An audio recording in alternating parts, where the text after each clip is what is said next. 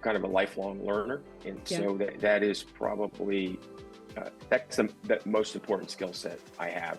I don't know exactly how I developed it, but it's something that I actually look for in people when we're recruiting. Is this kind of an innate curiosity? I think curiosity is an extremely powerful trait that propels it. Curiosity for me, curiosity is about keeping life interesting. Yeah. Making sure I stay out of ruts, get exposed to new things.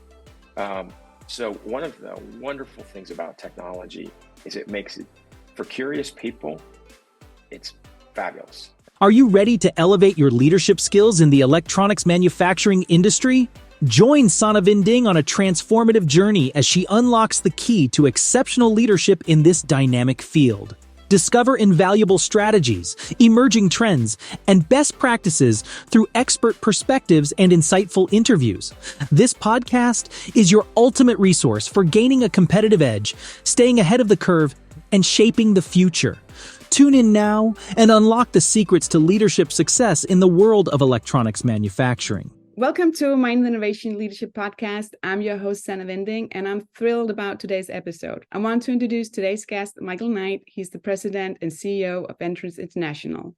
Michael has more than 25 years of experience in the electronic component, distribution, and manufacturing industry, including the 18 years in various management positions at TTI. So, Michael, welcome. I know we met a couple of times at different conferences over the last couple of years, but I'm so excited about our conversations today. Yeah, me as well. I've been looking forward to talking to you, Sannah. So thank you for the invite. Yeah, of course. So I always love to talk about passion. I think we all have different passions. So tell me more about your passion about the electronics industry.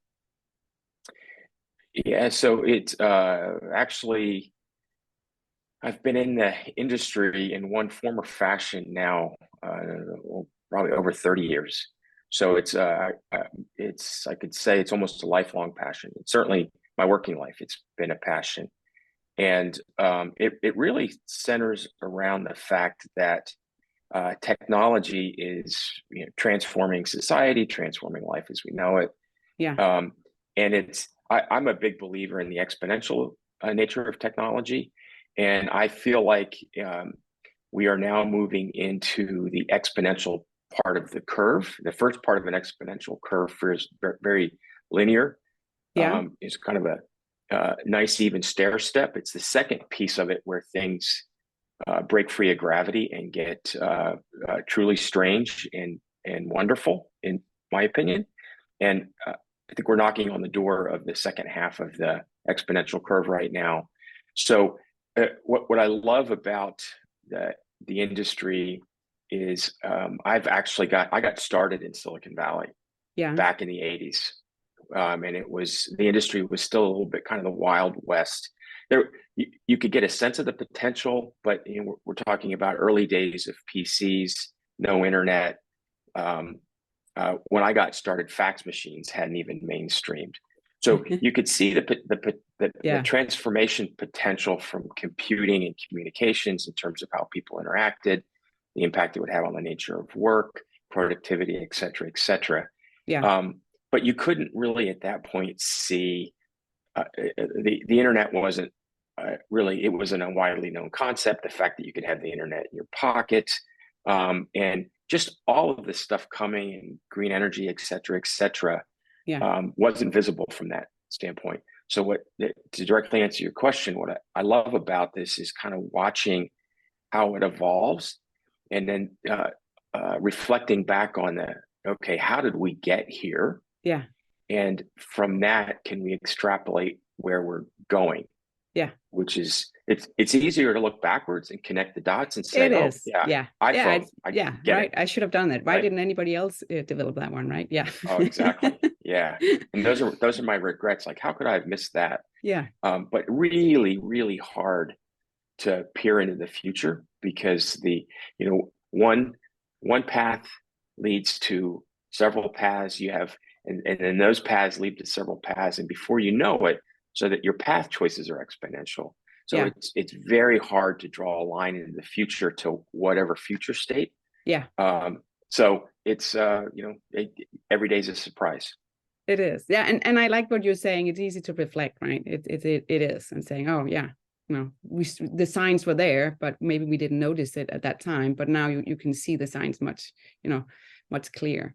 Great thing about today is there's so many kind of fundamental technologies, general purpose technologies that are in the process of mainstreaming that it is actually easier to see how these things can intersect and interconnect and enable each other to create truly kind of life-changing experiences for the human race. Yeah. And in our lifetime. And I can't, for however much longer I'm going to live, I can't wait to see what happens, what unfolds. It's really, it's going to be mind-blowing. Yeah. Oh, I agree. Talking about like learning, so you can say mistakes. What do you see, based on your experience? What are some of the common mistakes manufacturers are currently making in the industry?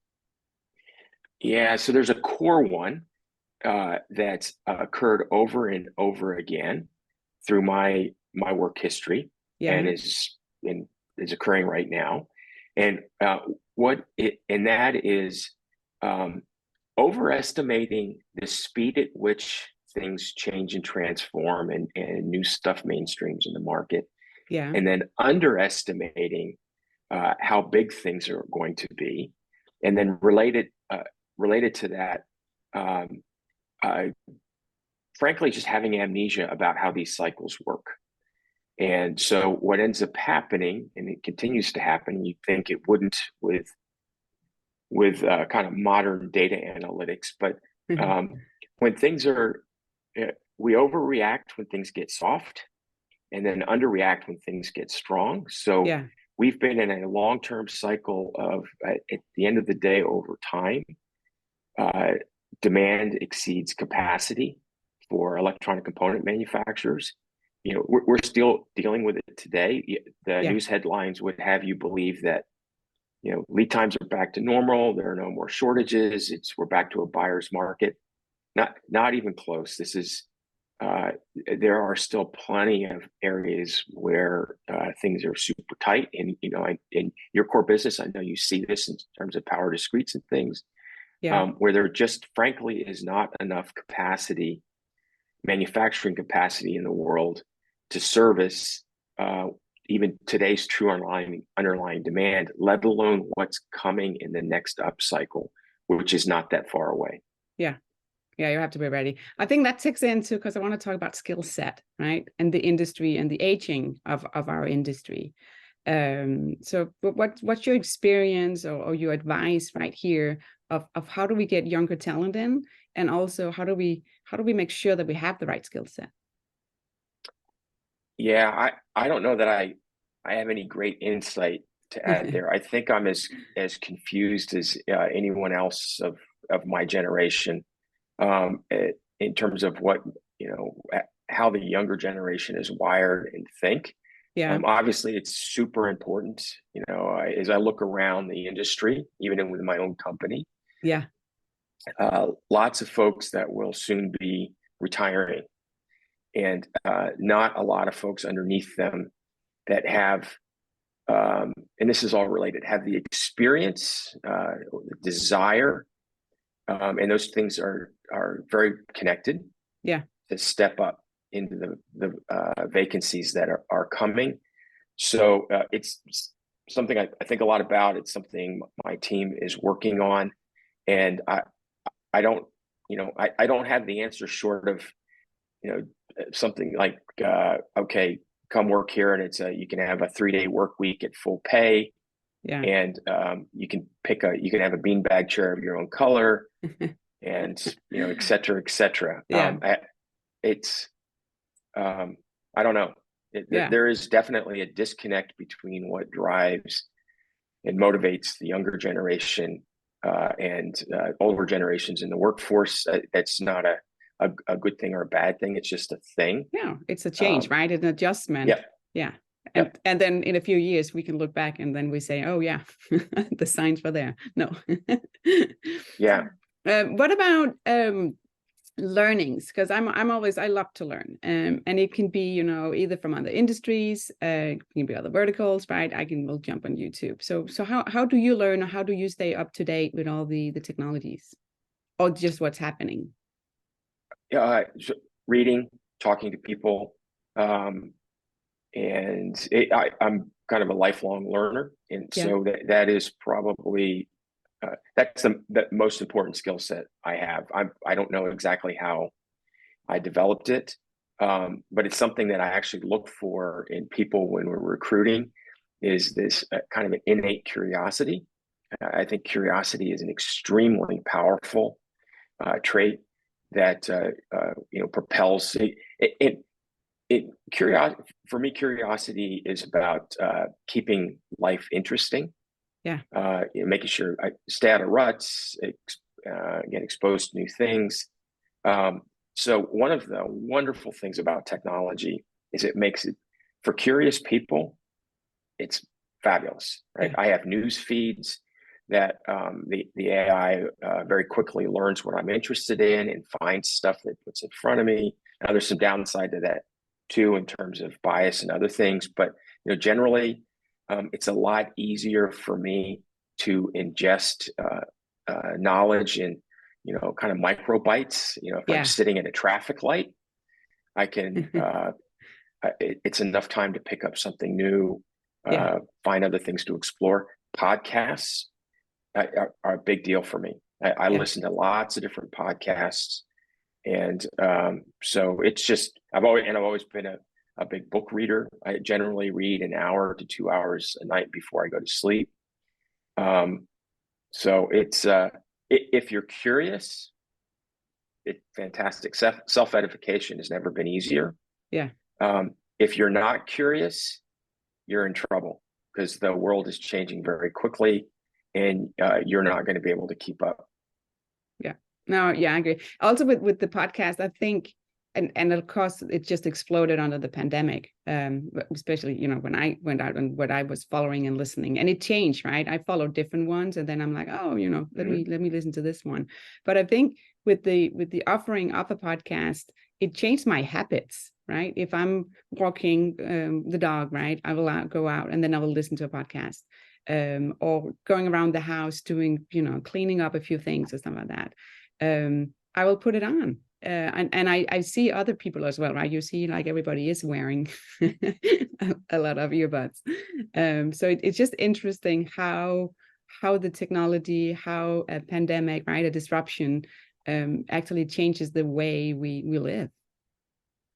Yeah, I think the pandemic was an accelerator, not actually a trigger point. And most of this stuff was already in the works. Yeah. And it was going to happen anyway, including the work remote trends and all of that. It was coming. The pandemic just accelerated it.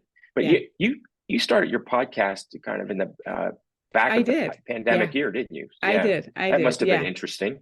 Yeah. No, it was also to not to be lonely, right, in connecting with people, and then starting learning from there and expanding my network. So that's how it's evolved.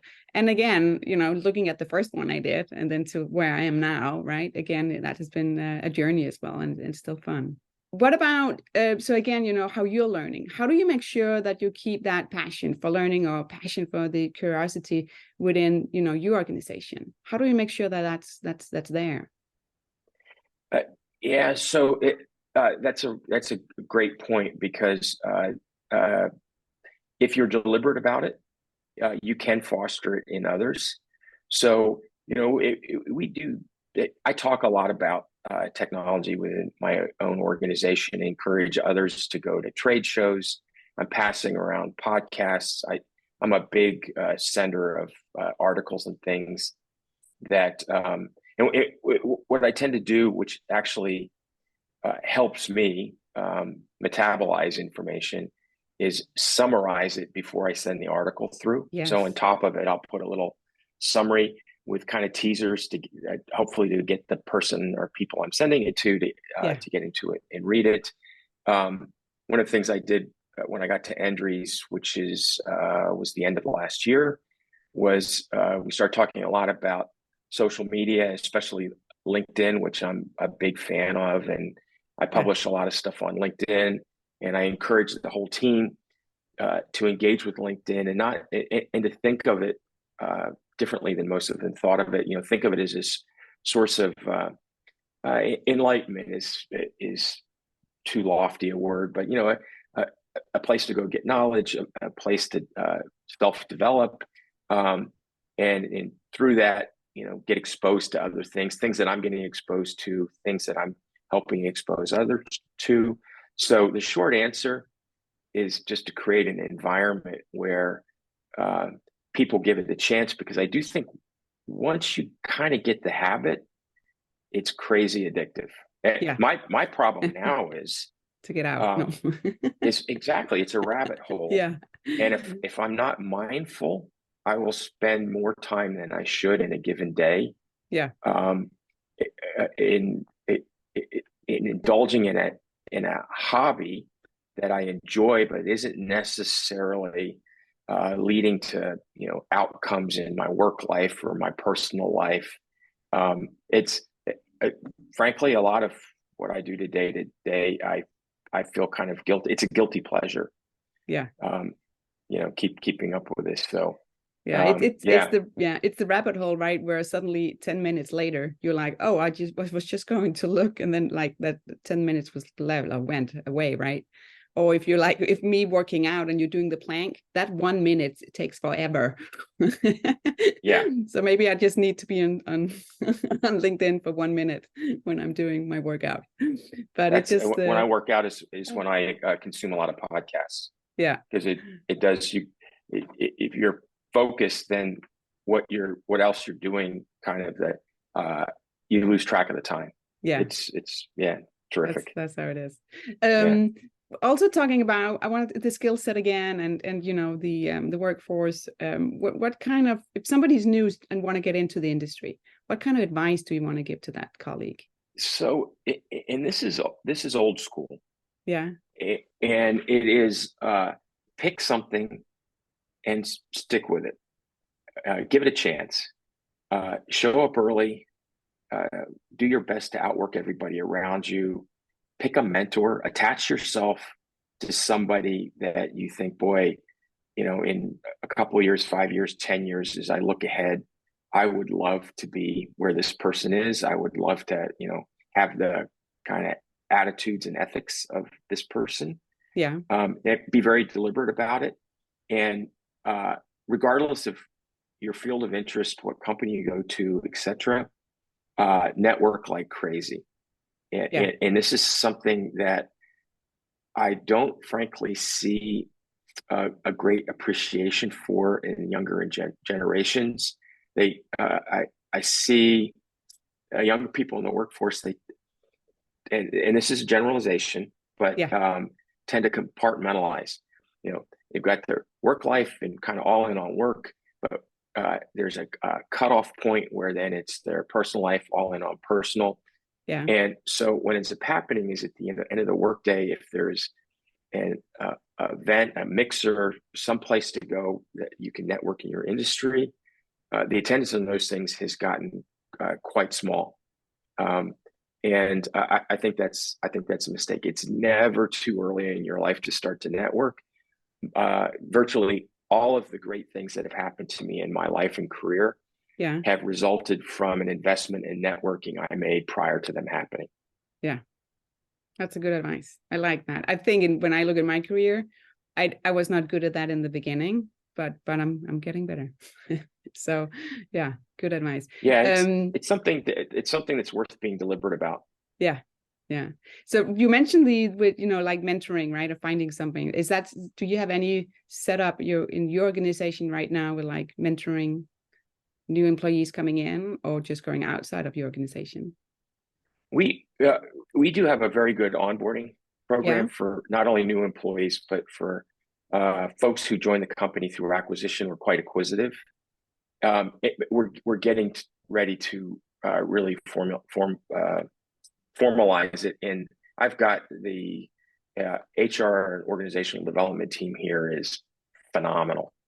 And we're just starting our new fiscal year, and I presented the budget to the board of directors, and in there is a pretty good chunk of money to fund the next level organizational development. And we're starting in Andrews Leadership University and Nice. a number of things to be very deliberate Yeah. about. And it includes a mentoring program, because I think mentoring is extremely important. You and I are both attached to Women in Electronics. I think the mentoring program there is phenomenal. I don't understand why more people don't take advantage of it. Frankly, I think one of the best things about mentoring, while we're on the subject, is being a mentor, because you will learn as much or more from the person that you are mentoring as they're learning from you. Yeah, it pushes you, right? Because you will get some awesome questions, and you're like, oh, I never saw it from that angle. Or you will get something saying, I didn't think about that. I totally agree there. Yeah, it's like studying for a test.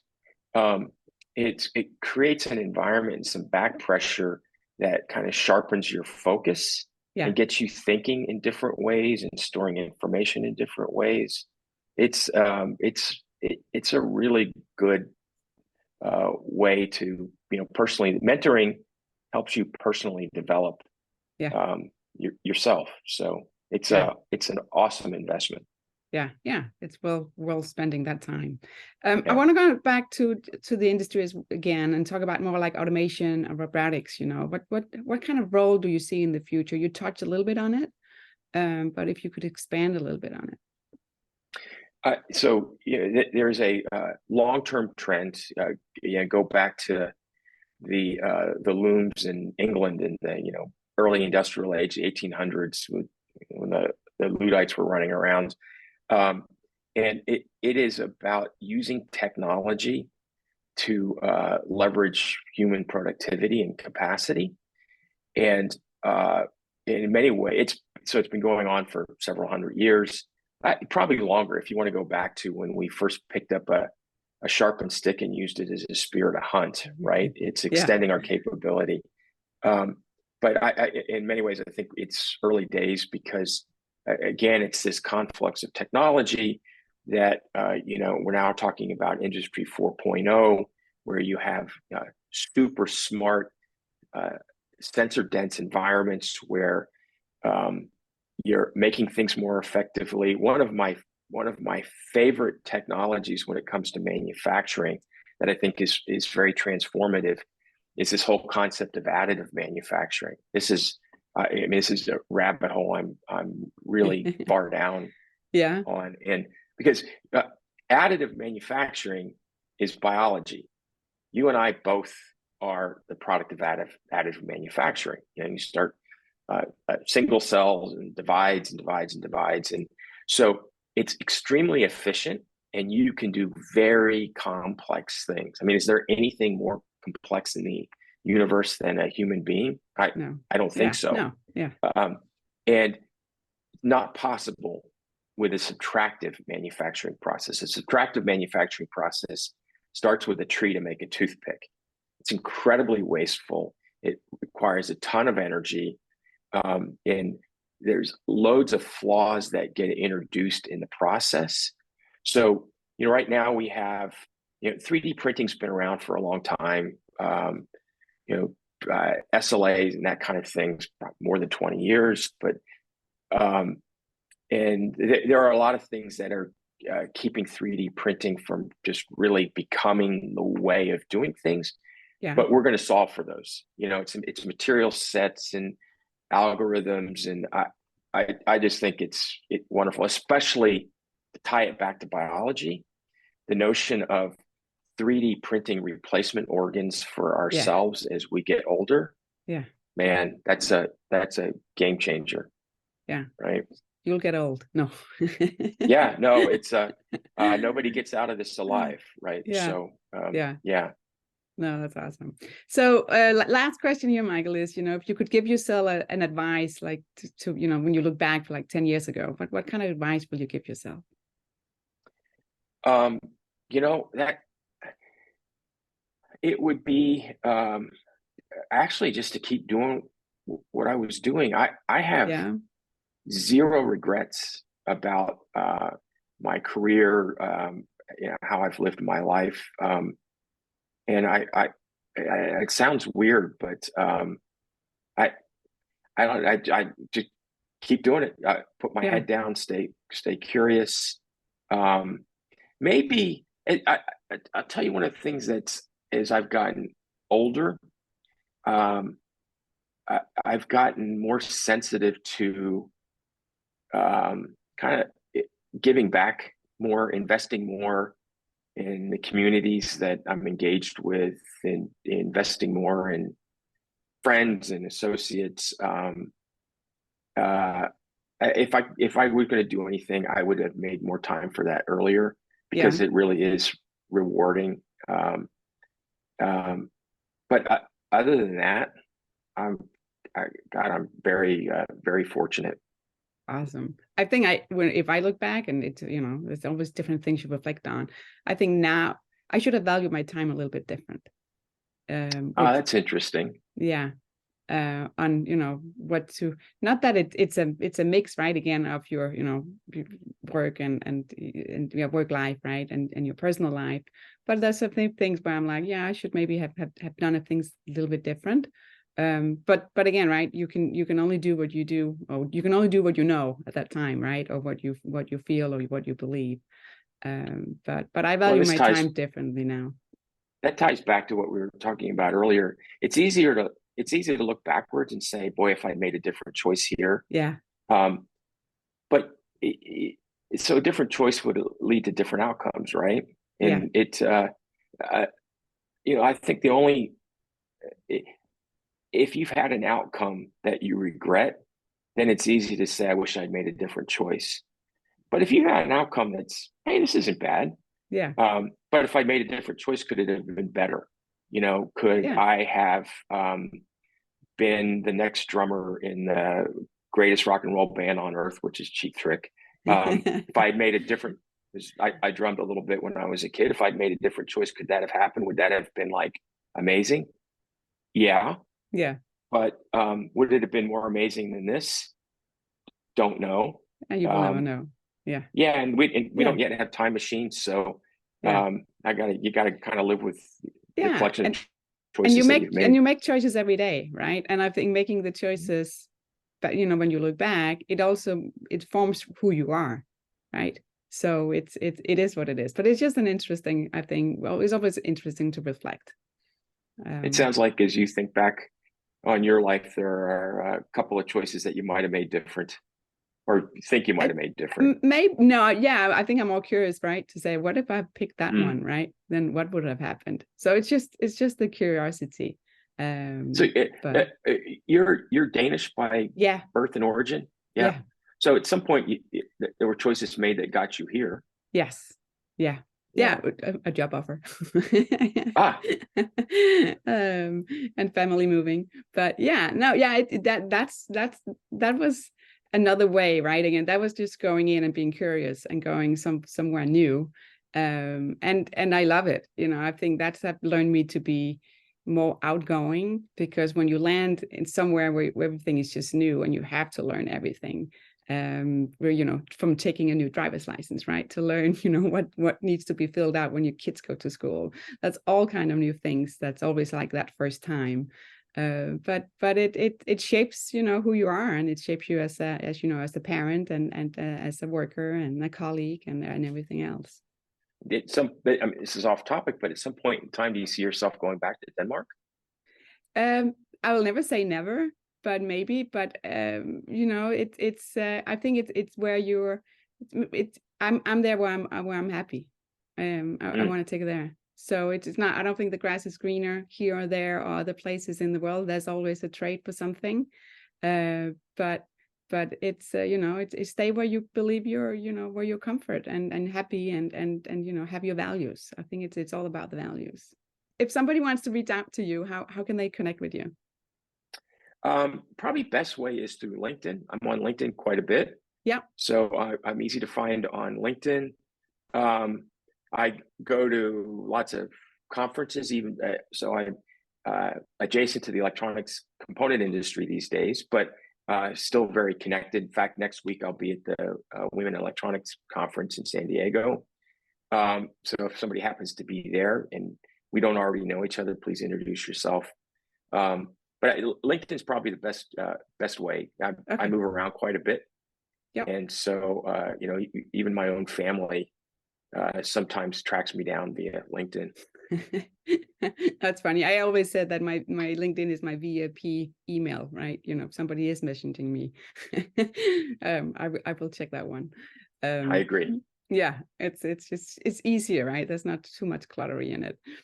Awesome. And I will make sure, on the podcast and on the notes and on the episode page on mindinnovation.com, I'll make sure to put your LinkedIn there, so it's easy just to connect you or find you as well. So Michael, thank you so much. I think we went all around. I really like about what you said, stay curious. That is so important for everyone, wherever you are, and also just for your career, right? To keep curious, or stay curious.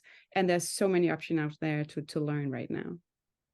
Yeah, several years ago, I wrote an article for LinkedIn on curiosity that's still getting, people are still pinging it. It's got a lot of traffic. So if you hit my LinkedIn page, look for that one if you like the topic.